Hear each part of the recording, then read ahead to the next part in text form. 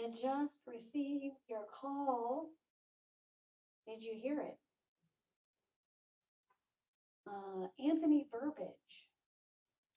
I played actually a couple of his songs last week, and he's entirely new to me. Not new on the scene, but new to me, and I found him, and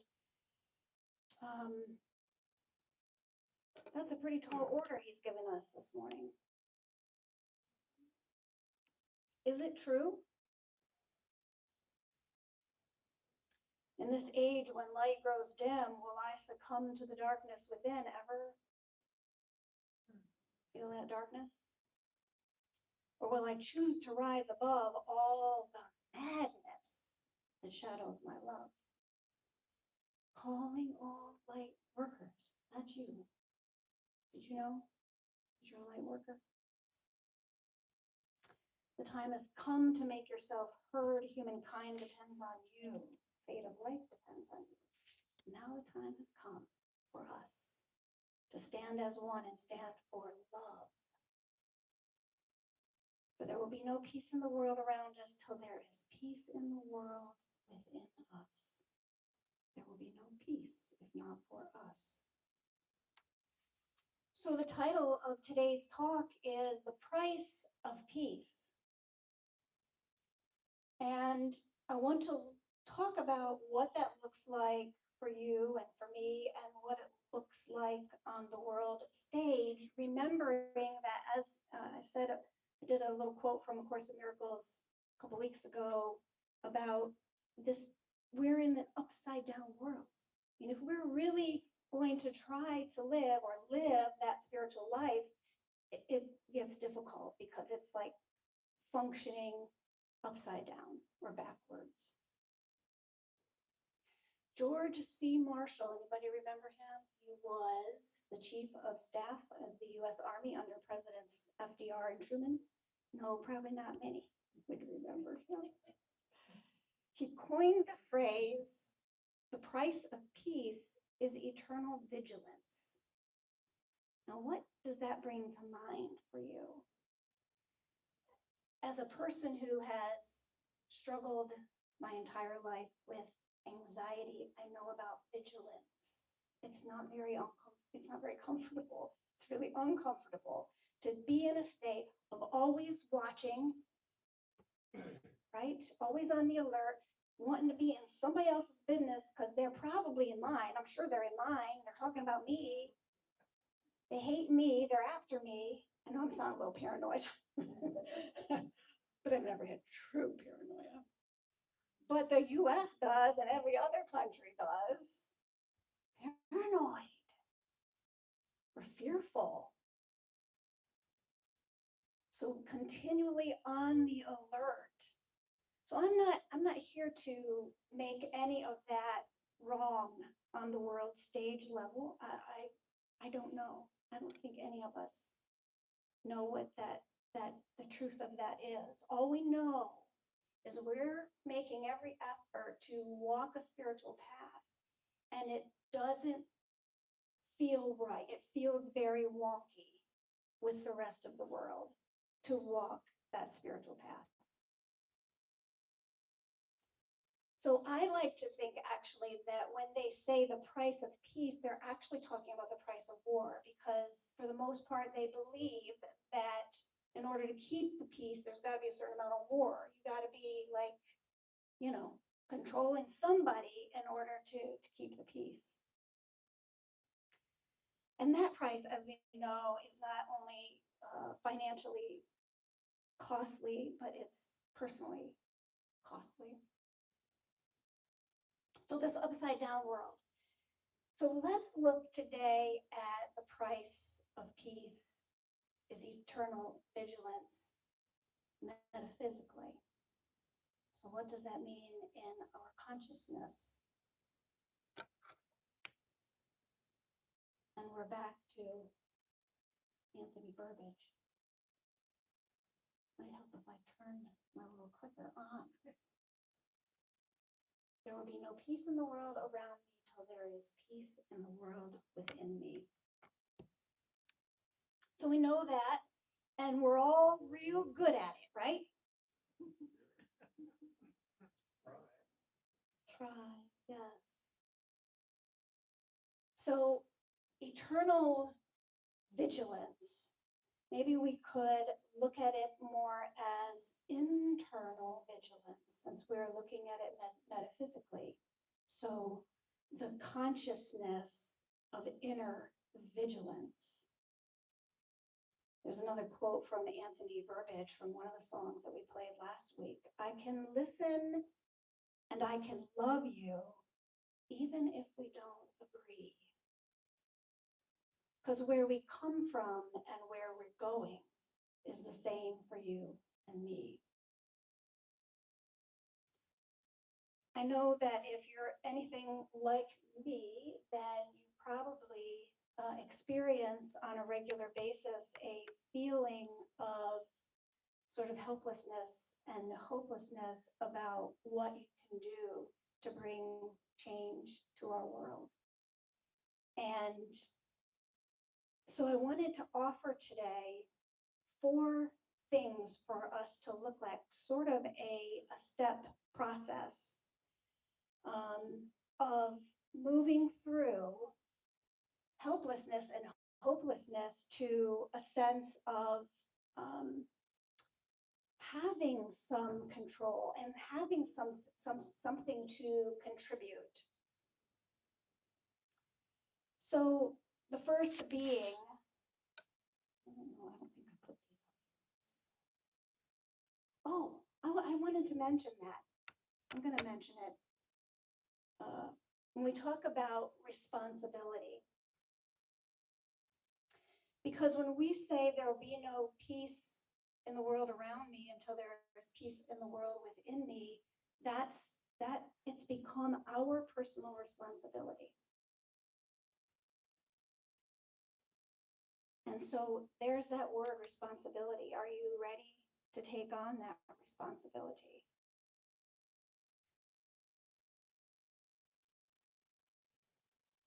What happens is we don't acknowledge or recognize that it's actually our fault that we don't have a peaceful world. And here's why. Because we are still theming, othering people. So whether it is someone we don't agree with politically, or there's all kinds of categories that we put people in that we like and we don't like. And if they weren't here, so it's us and them. If they weren't here, then we wouldn't have these problems. And everybody does it. So the very first basis of peace, really, in ourselves for that inner peace, which is our responsibility for outer peace, is recognizing the part that we play in us and theming. So a couple of weeks ago, there was a rally here on 95, and Marina, thank you. Hey, you weren't there, but you knew. Were you the one that came by beeping?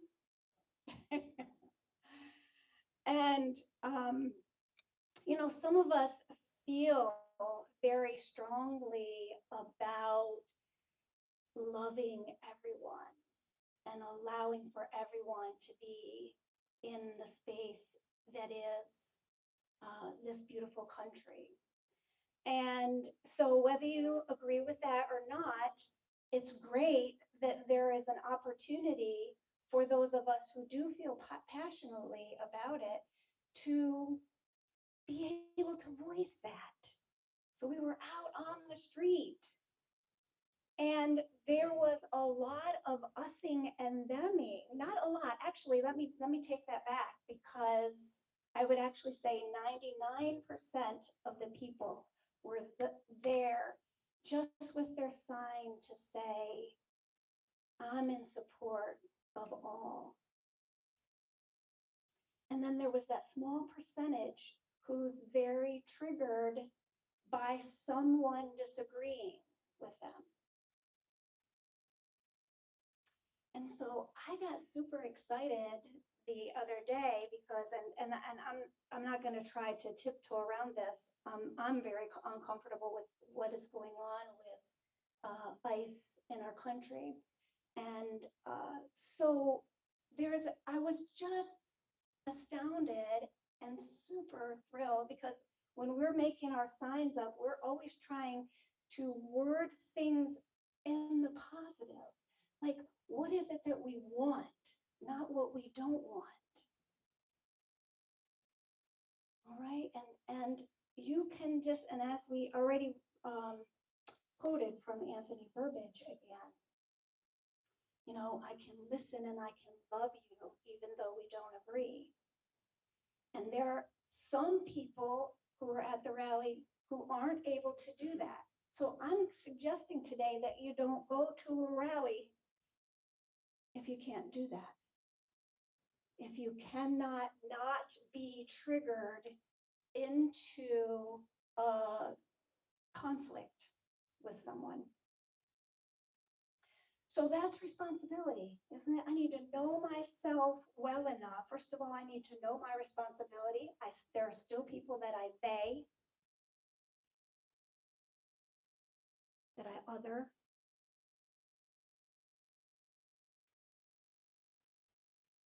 And I need to be able to ask myself before I start to engage someone,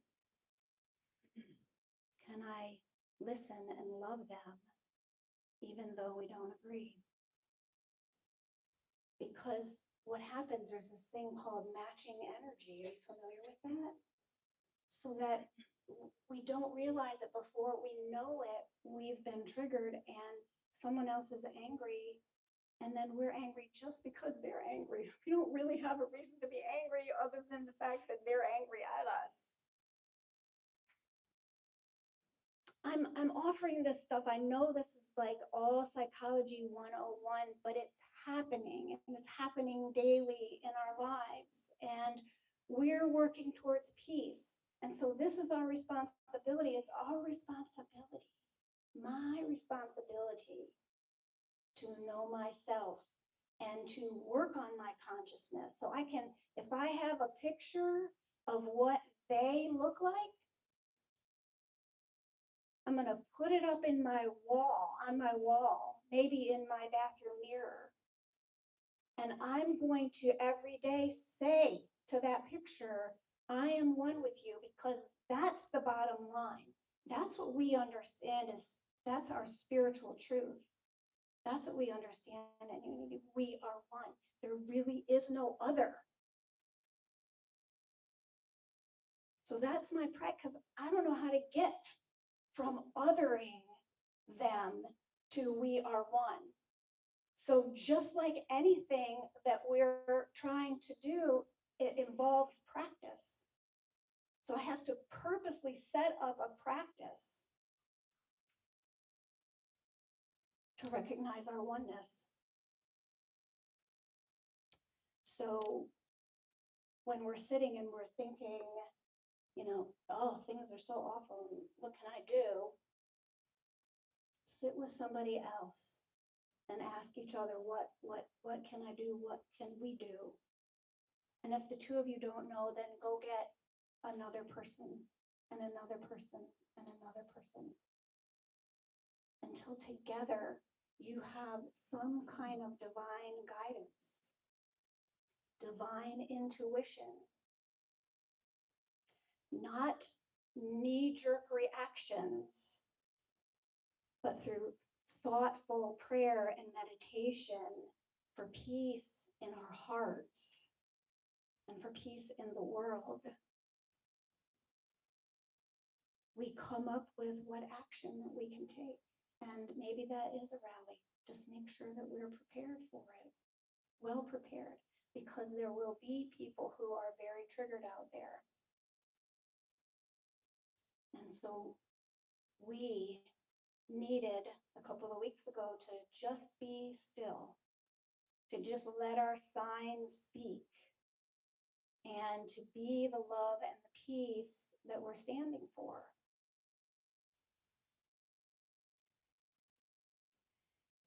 So, so the reason I had this was because the next rally is actually called Love Melts Ice. And I thought, yeah, I'm for that. I'm for love. I will even love you until you can love yourself enough to love everybody else. That's how the process works. If we're still othering people, it's because we haven't loved ourselves enough to be able to love everybody. So yeah, I love this. I was once asked why I don't participate in anti-war demonstrations. I said that I will never do that, but as soon as you have a pro-peace rally, I'll be there. So Mother Teresa knew long ago, it's about what we want, not focusing on what we don't want, but focusing on what we do want. So I'm kind of all over the place, but 1 is responsibility. You following me? 2 is action, prepared action. And 3 is sacrifice. Now, here may be another trigger because everybody in this room lives with a degree of privilege. And I know that can be kind of a trigger word for people, but it is true that if you are a certain color of skin, then you have automatically, please know this, you have automatically had more privilege in your life than many people of color. I'm sorry, but that's the truth in this physical plane of existence. So I invite you, we're inviting you to look into that. Sometimes living this thing called life. 11 o'clock. It's time to take 1 minute thinking about peace. So we're going to do that right now. And I invite you to take for this 1 minute, some nice, long, deep breaths as we just focus on peace.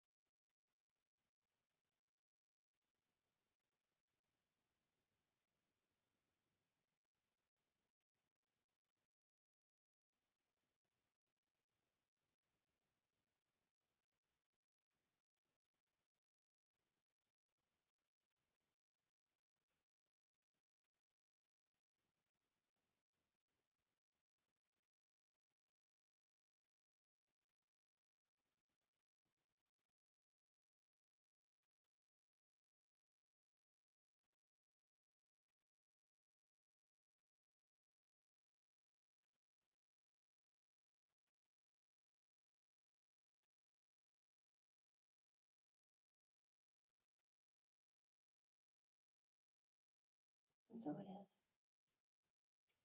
That is a small action that we can all take. Part of number 2, action. Set an alarm every day, no matter what's happening.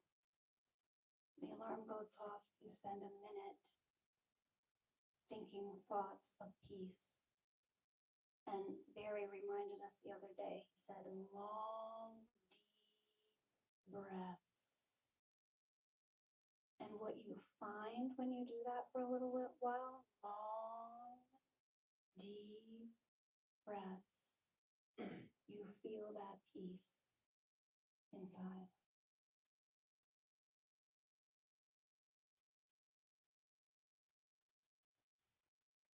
So back to this idea that we all live with a certain level of privilege. And let me take it even a step further. at the expense of others. This quote here has actually been attributed to Gandhi and Mother Teresa, but it wasn't. It's Elizabeth Ann Seton. Live simply so that others may simply live. Ouch.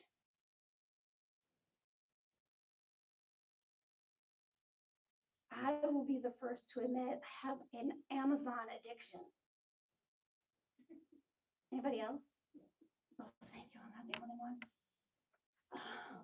It's not that I'm buying things we don't need. It's just, I'm like, it's so much easier to get it that way.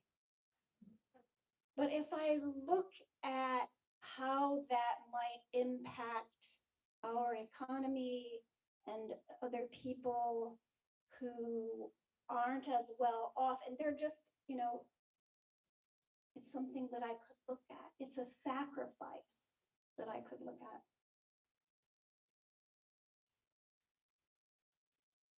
And finally, risk is number 4. Oh, I did put them up here. So, when we become holier than thou, oh, I don't other anybody anymore. I'm not triggered anymore. I don't do that anymore. Then all of a sudden, we all holier than thou, like, oh, that person just did that to me, then I would never do that. I'm not doing that. And then what do we get into? So we're doing all of this at the risk of knowing that maybe nobody else in the world is going to do it. Just you. It's just going to be you doing it. And are you going to be okay? Or are you then going to just other them all? Nobody's doing it but me.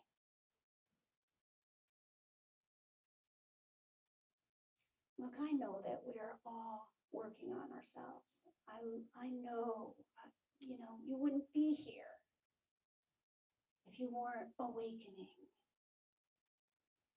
You wouldn't be here if you weren't open at the heart and open at the top. And committed to a world that works for everyone. Nothing else makes sense but a world that works for everyone.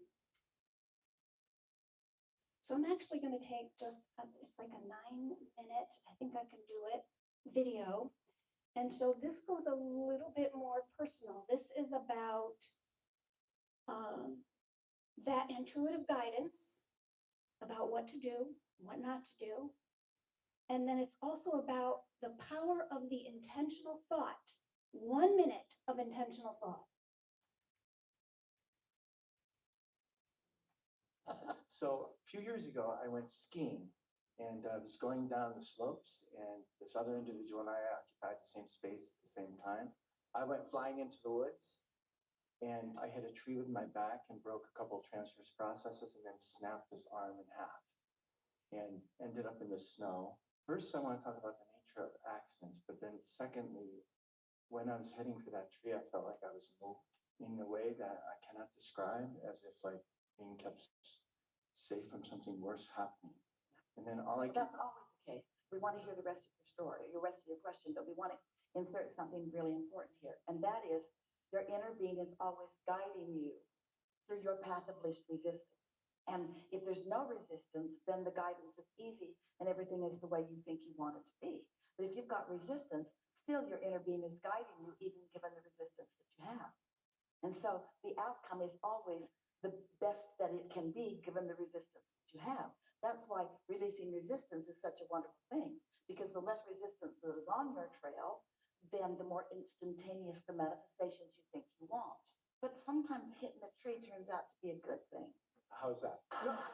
In that, if you knew then what you know now, you would be able to acknowledge the correlation between what you were feeling pre-manifestation.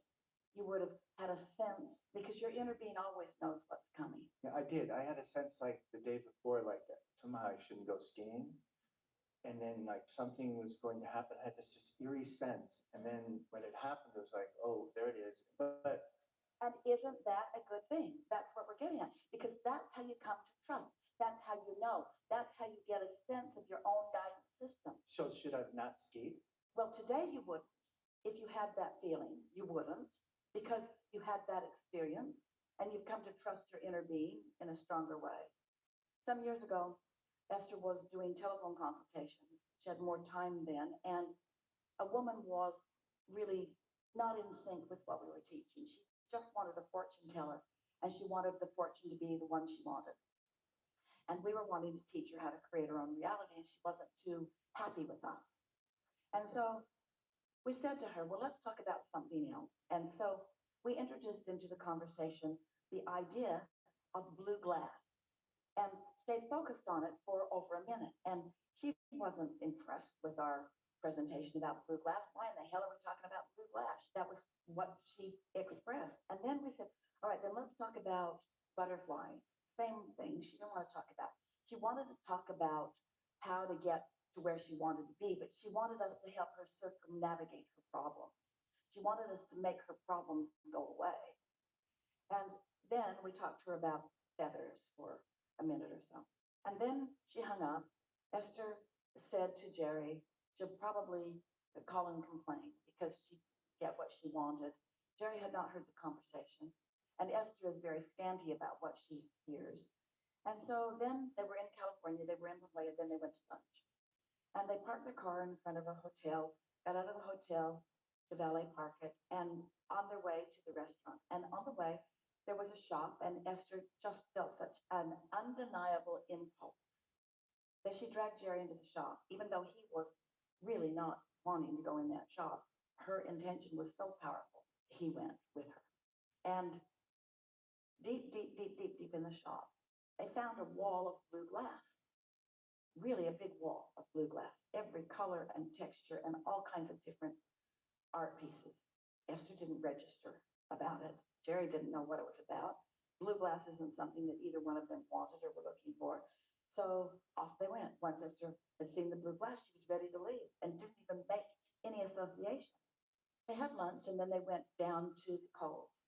And there's a stretch of lawn before you get to the rocks and to the water there. And as they were walking across this big lawn, a flurry of butterflies so intense surrounded them and moved with them that for quite a while they couldn't speak without eating butterflies. And still Esther did not associate it with an activated thought that had taken place in that conversation. And then once the butterflies lifted off, a little boy came running up to Esther. Jerry said, he looks like he knows you. And Esther said, I know. And he handed Esther a feather that he'd picked up off the ground. And it was at that moment that Esther realized that those three subjects that had been activated, those three subjects to which Esther had no resistance whatsoever, had been activated in her vibration long enough that universal forces manifested them in a very short period of time. And so that's what we want all of you to realize, is that the things that you're not worried about, that you have no resistance about, they come easily. But the things that come harder, you think come harder because they are harder, but they're only harder because you think about them from your lack-ful point of view. So the key, what this message is about, is things that you're worried about, don't think about. And things that are thrilling, think about. You could play all kinds of games like, wouldn't it be nice if? That takes resistance out of things. Wouldn't it be nice if? Try to get out ahead of it in the dream state rather than in the problem-solving state. Because the universe is yielding to you proportionate to your ability to let it in. The visual that we would like you to hold, are you open like this, like come on in, or are you like this? How you feel is your indication. So when you start to get on an airplane or on the ski slopes or in your automobile and you feel resistance, if we were standing in your physical shoes, we would not move forward with action until we had had thoughts that clear that.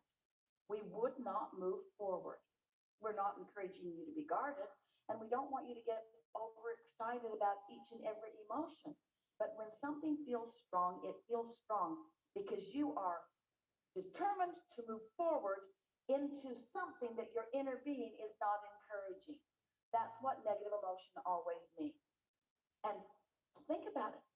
Even thinking a negative thought about someone, the reason it feels so awful is because you're moving forward into a thought and into a vibration where your inner being isn't going. So when you hate someone, even if you've got all the reasons in the world, you're still out on a raw, ragged edge without your guidance system.